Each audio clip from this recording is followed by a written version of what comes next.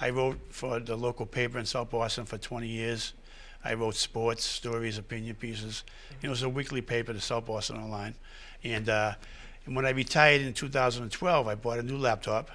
And I said, you know what, I'm going to write. As authors, we all draw from personal experiences, and we try to imbue our pieces with what we've seen, what we've observed, maybe what we've even gone through. And I know that this book is dedicated to your godson. Do you want to talk a little bit about, you know, the personal part that the opioid crisis has played in your own family?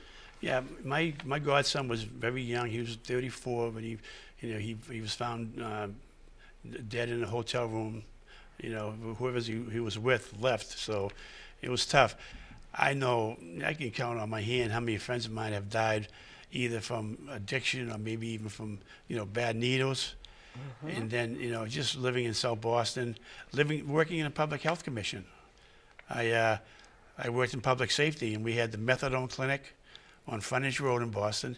I could see people walking down the street, and they like, as in my book, they're like zombies. I hate to say it, but you can tell right away if a person has a problem. And now I'd love to talk to you about your writing process. My daughter would help me. She went to USC. She was a Boston Latin student. I am really interested in the dialogue, because I think that the dialogue is, the conversations are something that you really only find in Boston and the Boston areas.